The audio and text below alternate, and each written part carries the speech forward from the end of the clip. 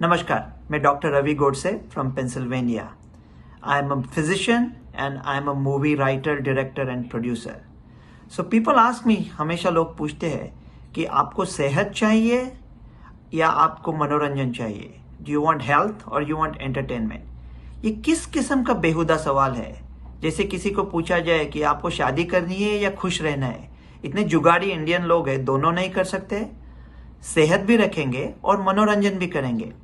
तो अभी लोग पूछ रहे हैं कि शूटिंग का क्या करना चाहिए. इंडिया की इतनी जो बड़ी इंडस्ट्री है, तो देखो केसेस बढ़ रहे हैं. हाँ, केसेस तो बढ़ रहे हैं, उसमें कोई सवाल ही नहीं है. तो जब मैं छोटा था, मतलब आपकी उम्र पता नहीं, लेकिन जब मैं छोटा था तो अमिताभ बच्चन के ऊपर 200-300 बंदूकें लेके गोलियां चलाते थे. लेकिन वो अमिताभ था, उसको एक भी गोली लगती नहीं थी.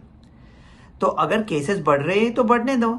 जब तक हमको गोली लगती नहीं, जब पेशेंट सिक नहीं होते तो ठीक है. अगर गोली लगने लगी तो फिर थोड़ा रुकावट लेंगे, थोड़ा सोच लेंगे.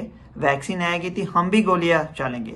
तो ये सब हमारे तरफ ही शूटिंग चल रहा है. अभी हम लोग को भी मूवी शूटिंग करना चालू करना चाहिए. देखो, ये सब प्रोड्यूसर लोग हैं.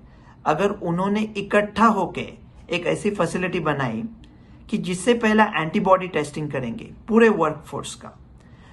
हमको ये पता नहीं कि जिनको एंटीबॉडी है वो कितने सुरक्षित है, कितने देर तक सुरक्षित है और कितने हद तक सुरक्षित है.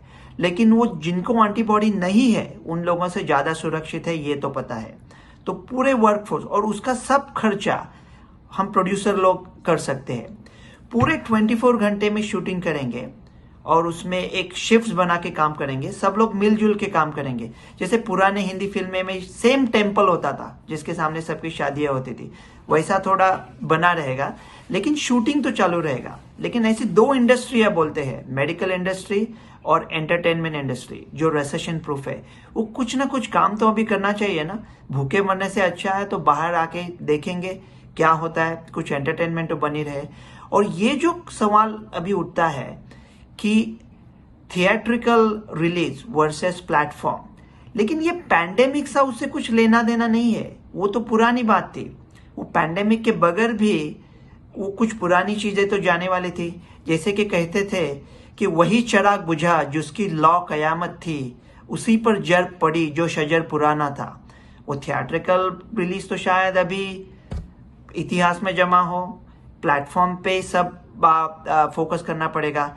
लेकिन ये बात तो तय है कि एंटरटेनमेंट करना और एंटरटेनमेंट रखना जरूरी है. नहीं तो खुदा न खास्ता थोड़ी देर में हम अपने आप को इस दौर पर ना पाए कि ना हम सेहतमंद है, ना हम का मनोरंजन हो रहा है.